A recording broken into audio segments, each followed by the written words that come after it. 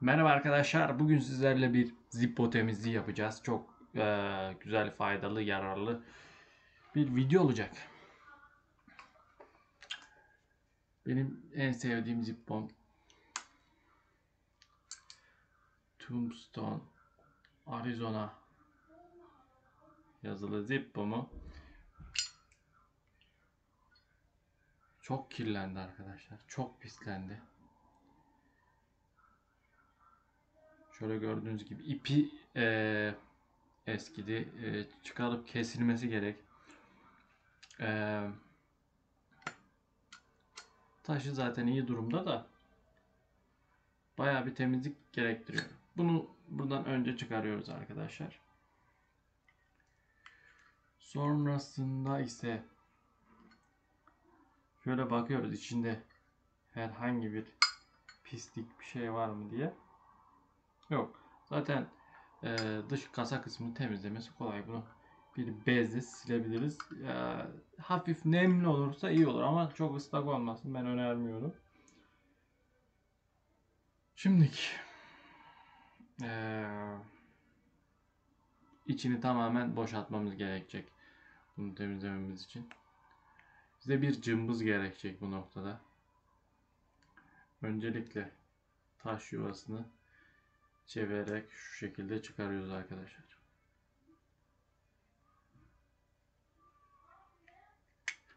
Evet, bu fırlayabilir, burada dikkatli olun. Zor yakaladım. Evet, taşı da çıktı. Bakın şu kadar bir taşımız kalmış küçük. Bu da kaç hafta? Bir iki hafta götürür bizi. Zaten yeni yedek taşlarım var. Şimdilik aletlere ihtiyacımız olan kısım geldi arkadaşlar. Evet arkadaşlar. Kürdan yardımıyla keçemizi çıkarıyoruz. Şimdi en hassas noktaya geldik. Özenle yerleştirdiğimiz, tıkadığımız pamukları çıkarma aşaması.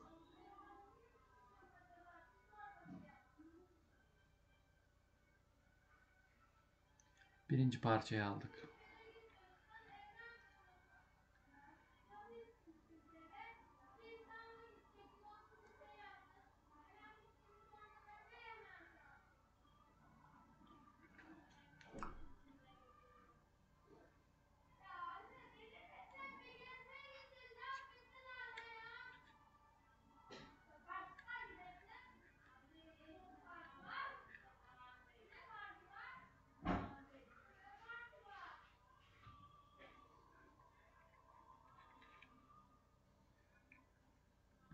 Evet.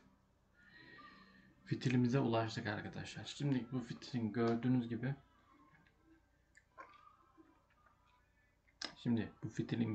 gibi burası çok eskimiş arkadaşlar. Bu kısmı kesiyoruz. Evet arkadaşlar. Eskiyen kısmı şu şekilde kestim. Geriye şu kadar bir bu kadar uzunlukta bir fitilimiz kaldı.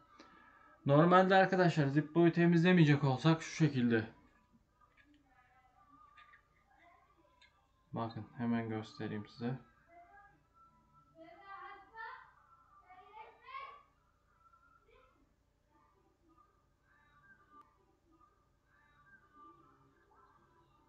Ee,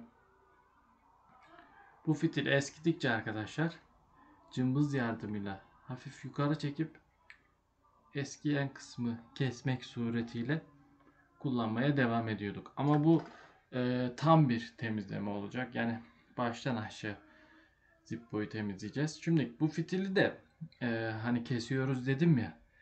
2-3 kesimden sonra fitili değiştirmeniz gerekiyor. Tekrardan uzun bir fitille.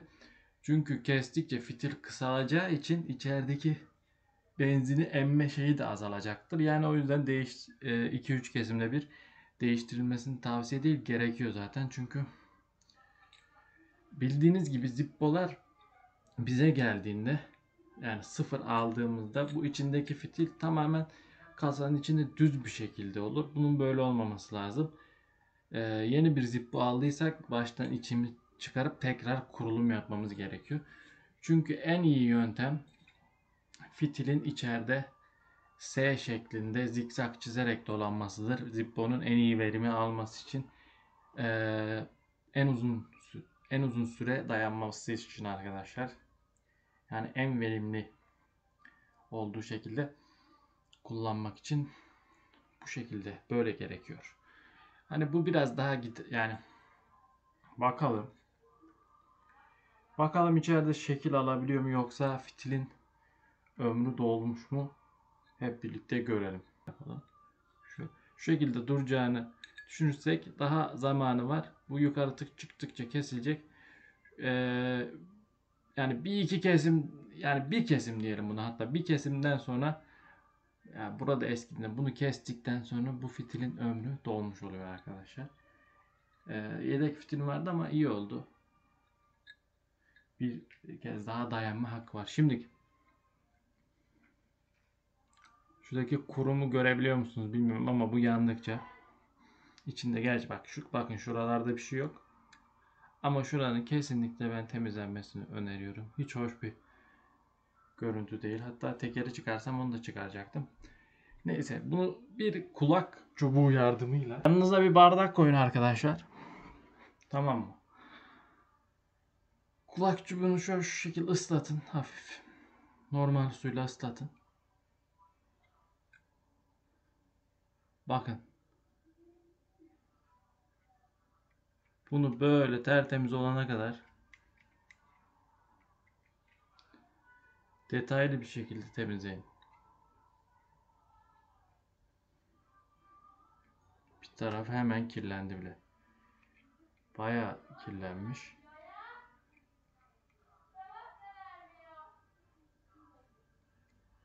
Bakın şu çakmak taşının olduğu yerde bile özellikle kurum birikmiş.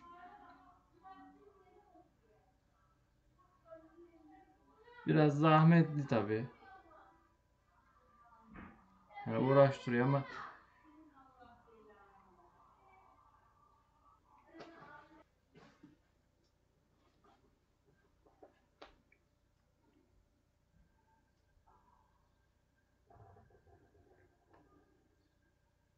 evet arkadaşlar, biraz zahmetli ama gördüğünüz gibi iki kulak çubuğu harcadık ama ikincisinin son başında tamamen temizlendi gibi oldu.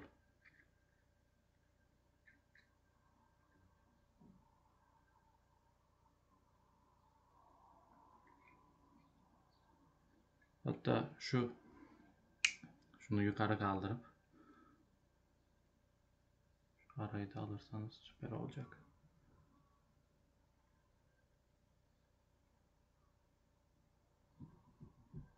Bakın kirlendikçe bunu azaltıp daha da araya sokabilirsiniz. Bakın bunlar güzel taktikler. Bakın ucunu alıyorum şöyle. Pamuk küçülüyor ve dar alanlara girebilecek hale geliyor. Gelmeyeceğe kadar temizliyoruz arkadaşlar. Yapmaya bayağıdır üşeniyordum. Yani Zippo'm bayağıdır kirliydi. Yani kullanmıyordum da bu da beni rahatsız ediyordu. Ve artık kullanmam hani Zippo'mu. Normal çakmaktan sıkıldım. Artık dedim Zippo'm var madem üstümde de taşıyorum niye kullanmayayım. O yüzden dedim artık güzel de bir video çek, yararlı olsun. Zippo nasıl temizlenir hakkında. Üşeniyordum ama bugün güzel bir şekilde temizledim. Çok memnun kaldım. Yani şu an beni rahatsız eden bir görüntü yok Zippo'mda. Şimdi meşakkatli kısım olan şeyi takmaya geçeceğiz birazdan. Pamuk yerleştirme. İşte orası en önemli kısım arkadaşlar. Zippo'nun bütün performansını etkileyen olaya geçeceğiz. Evet. Bakın. İçi kapkara olan Zippo artık temiz. Şimdi biliyorum. Biliyorum çok sinir bozucu. Çok sinir bozucu. Neyse. Çıkmaz gelmezse de bükülürse arkadaş bakın burada kalıyor ittikçe bükülüyor. Gel vermemiz için.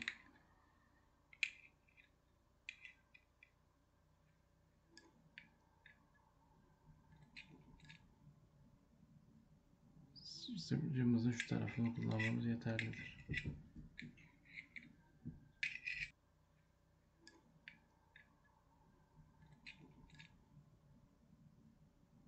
Sımcımızın şu tarafını kullanmamız yeterlidir.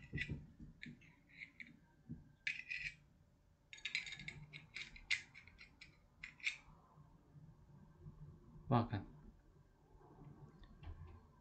Bunu en sol köşeye ittim.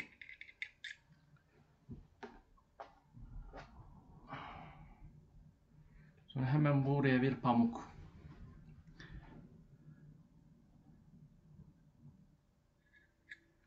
Hemen ittiğimiz köşeyi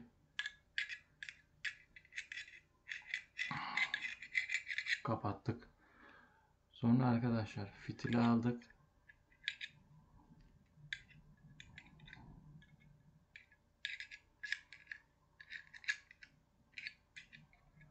Fitili aldık.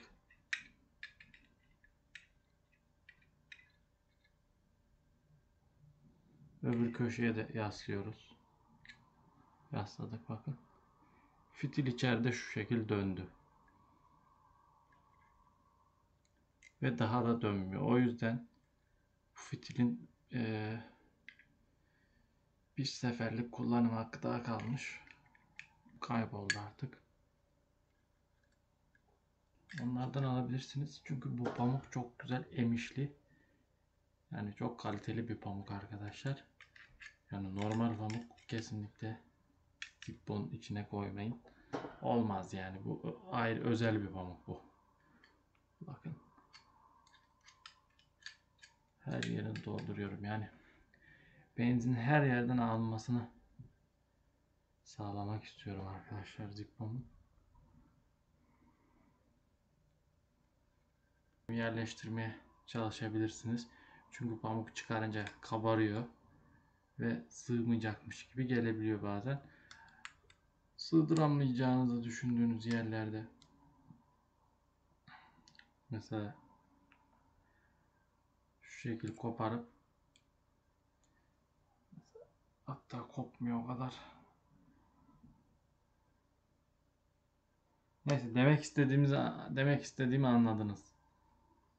Koparıp aralara doluşturabilirsiniz. Çünkü hepsini koymamız gerekiyor. Hatta bazıları Zippo'nun sesi güzel oluyormuş diye pamuğu az koyuyor arkadaşlar. Yarısını pamuğun atıyor. Bunu ben önerir miyim? Sırf e, sesi güzel gelecekti. Yani içi boş oluyor. O tenekemsiz Zippo'nun ikonik sesi daha iyi geliyormuş diyorlar. Pamuğun yarısını attığım zaman. Çünkü hani içinde artık hafif olduğu için mi, boşluk olduğu için mi ses daha tınılı çıkıyormuş diyorlar. Ben bunu önermem. Kullanabileceğim maksimum ömürlü yani Zippo'mun 10-15 gün yani hatta en az 10 gün gitmesini isterim ki gidiyor da her şeyi doğru yaptığınız zaman Zippo'nuz gerçekten çok dayanıklı, performansı çok iyi oluyor arkadaşlar. Evet. Şimdi bütün pamuklarımızı doldurduk. Bakın. Hatta takmadan benzinimi de dökeceğim. Şu andaki elimde Clipper var ama Zippo benzinlerini kullanmamız en verimli performans sağlayacaktır. Clipper de kaliteli bir benzin fakat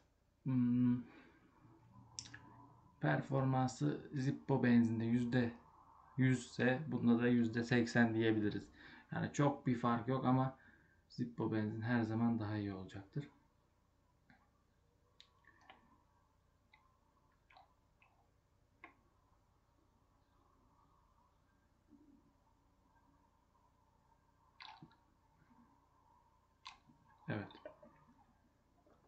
buradan damlayana kadar benzini dolduruyoruz. Sonrasında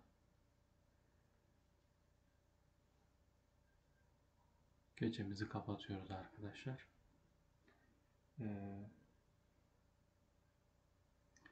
İçeriye taşımızı atıyoruz. Çakmak taşımızı. Sonra güzel bir şekilde çakmak taşımızın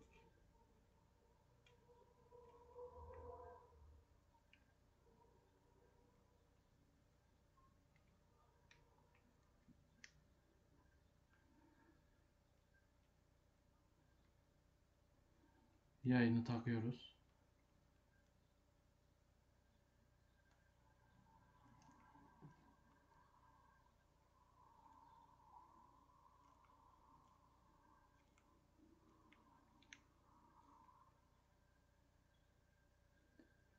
Bunu çok sıkmayın derim. Kapandığı yerde bırakın. Size büyük tavsiyem. Bunu kapandığı yerde bırakın arkadaşlar. İyice sıkılamayın kesinlikle. Çünkü taşa çok baskı yapar. Bu da taşınızın çabuk bitmesine hafif kapandığını bırakın arkadaşlar. Keçemiz önemli. Keçemize dikkat edelim. Sonrasında size çok güzel vereceğim bir taktik var.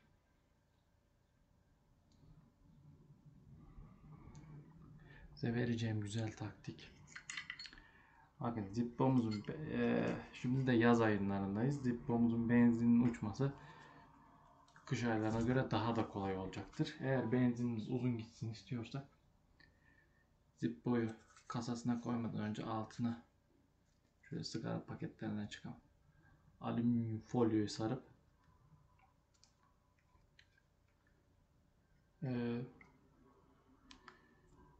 Zippo'muzu o şekilde kasasına koymayı öneriyorum ben. Bakın şak diye oturdu. Ve bu hareket yaparken falan bilenler bilir. Bu Zippo yerinden oynar, yukarı falan doğru çıkar. Bunu koyduğun zaman Zippo içeride sıkışacaktır ve rahatlıkla hareket falan yaparken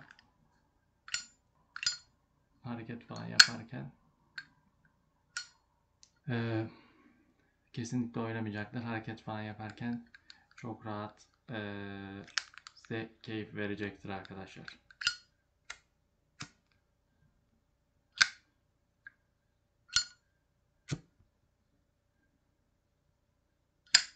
Evet, Zippo'muzun kurulumu bu kadardı.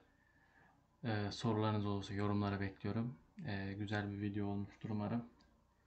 Zippo'muz tertemiz oldu. Arada birkaç ayda bir böyle temizlemekte fayda var. Keyifli bir iş.